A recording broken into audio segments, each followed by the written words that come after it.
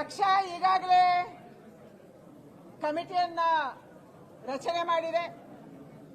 ಇದು ಹಿರಿಯರ ಗಮನಕ್ಕೆ ಬಂದಿದೆ, ನಮ್ಮ ಹೈಕಮಾಂಡ್ ಗಮನಕ್ಕೆ ಬಂದಿದೆ. ಸಹಜವಾಗಿ ಪಕ್ಷ ಏನು ಶಿಸ್ತು ಕ್ರಮವನ್ನು ತಗೊಳ್ಳುತ್ತೆ, ಹೇಗೆ ತನಿಖೆಯನ್ನು ಮಾಡುತ್ತೆ ಅದನ್ನು ಮಾಡಲಾಗುತ್ತೆ.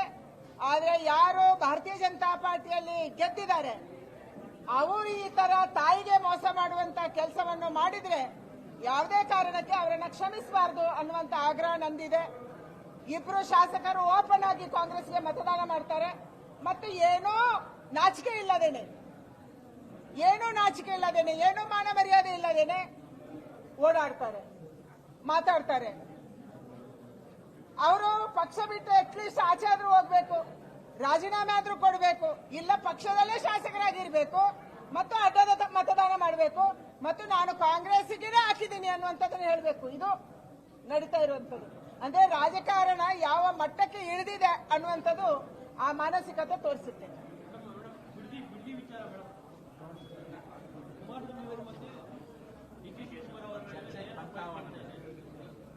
ಒಂದು ಕೇವಲ ಬಿಡದಿ ಅಲ್ಲ, ಈಗಾಗಲೇ ಕೆಂಪೇಗೌಡ ಬಡಾವಣೆ, ಶಿವರಾಮ್ ಕಾರಂತ್ ಬಡಾವಣೆ, ಬೇರೆ ಬೇರೆ ಬಡಾವಣೆಗಳನ್ನ ಬೆಂಗಳೂರಲ್ಲಿ ನಾವು ಮಾಡಿದೀವಿ.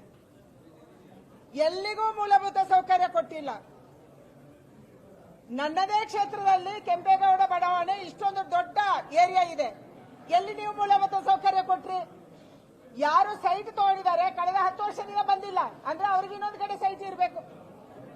ಯಾರಿಗೆ ಸೈಟ್ ಇಲ್ಲ, ಸೈಟ್ ತಗೊಂಡ್ರೆ ಅವ್ರು ಬಂದು ಮನೆ ಕಟ್ತಾರೆ ತಾನೆ. ಮನೆ ಕಟ್ಟಿಲ್ಲ ಅಂದ್ರೆ ಏನರ್ಥ? ನಿಮ್ಗೆ ಅದು ಬೇಕಾಗಿಲ್ಲ, ನಿಮ್ಗೆ ಬೇರೆ ಎಲ್ಲ ಇದೆ, ದೊಡ್ಡ ಯಾರಿಗೂ ಇನ್ಸೂರೆನ್ಸ್ ಮಾಡಿ ತಗೊಂಡಿದ್ದೀರಿ. ಇದನ್ನು ಮುಟ್ಟುಗೋಲ ಹಾಕುವಂತ ಕೆಲಸ ಮೊದಲು ಆಗ್ಬೇಕು, ಆಮೇಲೆ ನೀವು ಹೊಸದ್ರ ಬಗ್ಗೆ ಯೋಚನೆ ಮಾಡಬೇಕು. ಬೆಂಗಳೂರನ್ನ ಮತ್ತೆ ಮತ್ತೆ ಬೆಳೆಸಿ ನೀವು ನೀರೆಲ್ಲಿಂದ ಕೊಡ್ತೀರಿ? ಇವತ್ತು ನೀರಿಗೆ ಸಮಸ್ಯೆ ಇದೆ,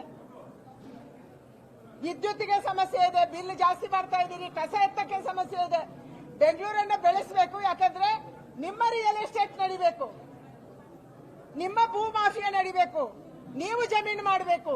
ಈ ಕಾರಣಕ್ಕಾಗಿ ಇವತ್ತು ಅದು ಬಿಡದಿಯ ಟೌನ್ಶಿಪ್ ಇರ್ಬೋದು ಅಥವಾ ಬೇರೆ ಟೌನ್ಶಿಪ್ ಇರ್ಬೋದು, ಇದರ ಬಗ್ಗೆ ಯೋಚನೆ ಆಗ್ತಿದೆ.